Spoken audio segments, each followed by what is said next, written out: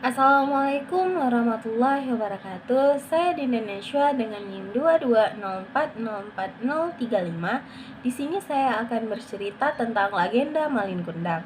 Legenda Malin Kundang ini sendiri berasal dari Sumatera Barat, tepatnya berada di Padang. Dahulu kala, hiduplah seorang janda bernama Mande Rubayah yang tinggal bersama anak lelakinya, yaitu Malin Kundang. Cerita ini berasal dari sebuah perkampungan nelayan pantai air manis di Padang, Sumatera Barat. Ada seorang janda bernama Mande Rubayah yang tinggal bersama anak lelaki tunggalnya, yaitu Malin Kundang. Malin Kundang sangat dimanjakan oleh ibunya, sehingga saat dia tumbuh dewasa, dia menjadi anak yang rajin dan penurut. Ketika Mande Rubayah sudah tua, ia hanya mampu bekerja sebagai penjual kue untuk mencukupi kebutuhan dirinya dan anak sematawayangnya. Suatu hari, Malin jatuh sakit, sehingga ibunya berusaha terus-menerus untuk mengobati anaknya tersebut. Setelah sembuh dari penyakit Malin tersebut, Malin meminta izin kepada ibunya untuk merantau ke kota. Kemudian ibunya tidak mengizinkan Malin untuk merantau ke kota karena ibunya khawatir akan terjadi sesuatu hal yang tidak diinginkan di sana. Setelah meyakinkan si ibu untuk mengizinkan Malin merantau ke kota, akhirnya ibu menyetujui Malin untuk merantau ke kota demi mencari pekerjaan. Setelah Mande Rubayah mengizinkan Malin Kundang, Mande Rubayah atau ibunya Malin Kundang mengantar Malin Kundang pada sebuah kapal besar yang ada di pinggir pantai tersebut. Kemudian ibunya Malin Kundang mengeluarkan bekal nasi untuk Malin Kundang. Meski dengan berat hati, akhirnya ibunya Malin Kundang mengizinkan Malin untuk pergi merantau. Kemudian Malin dibekali dengan nasi berbungkus daun pisang sebanyak 7 bungkus. Untuk bekalmu di dalam perjalanan, kata ibu Malin sambil menyerahkan nasi tersebut kepada Malin. Setelah itu, Malin Kundang berangkat ke tanah rantau meninggalkan ibunya sendiri. Hari berhari terus berlalu, hari-hari tersebut terasa lambat bagi Mande Rubayah karena yang dulunya dia ditemani oleh anak sematawayangnya, kini dia hidup sendiri di gubuk reot tersebut. Sudah sampai kapan kamu berlayar, nak? Tanya dalam hati sambil menatap laut. Apakah kalian melihat anakku, Malin Kundang? Apakah dia baik-baik saja? Kapan dia pulang? Tanya Mande Rubayah pada seseorang yang turun dari kapal tersebut. Namun, setiap ia bertanya pada awak kapal atau nahkoda, tidak pernah mendapat jawaban. Malin tak pernah menitipkan barang atau pesan apapun kepada ibunya yang sudah menunggunya bertahun-tahun lamanya. Bertahun-tahun tak ada kabar. Mande Rubayah terus bertanya, namun tak pernah ada jawaban hingga tubuhnya semakin tua dan semakin lemah. Mande Rubayah mendapat kabar dari awak nahkoda yang sebelumnya membawa Malin. Nahkoda itu memberi kabar bahagia kepada Mande Rubayah. Mande, tahukah kau, anakmu kini telah menikah dengan gadis cantik, putri seorang bangsawan yang sangat kaya raya. Ucapnya pada saat itu. Malin, cepatlah pulang kemari, nak. Ibu sudah tua, Malin. Kapan kau pulang?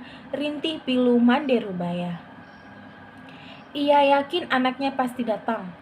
Benar saja, tak berapa lama kemudian, di suatu hari yang cerah, dari kejauhan, tampak sebuah kapal yang megah dan indah berlayar menuju pantai. Ketika kapal mulai menepi ke daratan, terlihat sesosok anak muda berdiri di anjungan. Pakaian mereka berkilau terkena sinar matahari. Wajah mereka cerah dihiasi senyum karena bahagia disambut dengan meriah. Mande Rubayah juga ikut berdesakan mendekati kapal. Jantungnya berdebar kencang saat melihat lelaki muda yang berada di kapal itu.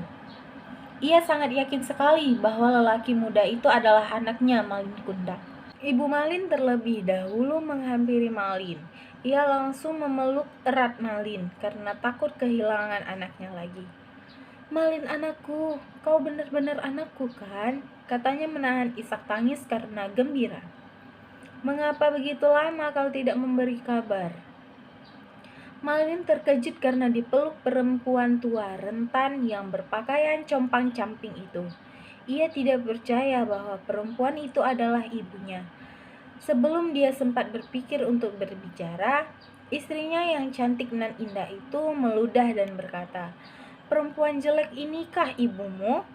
Kenapa dulu kau bohong kepadaku? Bukankah dulu kau mengatakan bahwa ibumu adalah seorang bangsawan yang sederajat denganku?" Ucap perempuan itu sinis. Mendengar kata-kata pedas istrinya, Malin Kundang langsung mendorong ibunya hingga terguling ke pasir. "Hai perempuan gila, ibuku tidak seperti kamu, melarat dan kotor," kata Malin Kundang dengan kejamnya. Perempuan tua itu terkapar di pasir dan menangis. Dia sakit hati, orang-orang yang melihatnya ikut terpana dan kemudian pulang ke rumah masing-masing. Dilihatnya kapal Malin semakin menjauh. Saya tidak menyangka Malin yang dulunya disayangi tega melakukan hal itu. Hatinya perih dan sakit. Lalu tangannya diangkat ke langit. Ia kemudian berdoa dengan hati yang pilu. "Ya Tuhan, kalau memang dia bukan anakku, aku maafkan perbuatannya tadi. Tapi kalau dia memang benar anakku yang bernama Malin Kundang, aku mohon keadilan-Mu ya Tuhan," ucapnya pilu sambil menangis. Tak lama kemudian, cuaca di tengah laut yang tadinya cerah mendadak berubah menjadi gelap. Hujan tiba-tiba turun dengan sangat lebatnya. Tiba-tiba datanglah badai besar menghantam kapal Malin Kundang. Malin pun ketakutan luar biasa. Ia tidak tahu harus melakukan apa. Lalu, sambaran petir yang menggelegar saat itu hingga hancur berkeping-keping dan terdampar di pulau terpencil.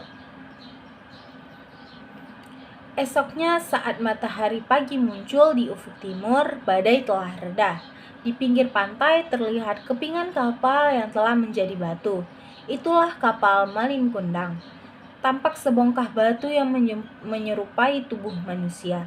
Itulah tubuh Malin Kundang, anak durhaka yang dikutuk ibunya menjadi batu karena telah durhaka.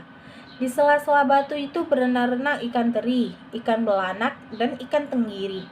Konon, ikan itu berasal dari sepihan tubuh sang istri yang terus mencari Malin Kundang.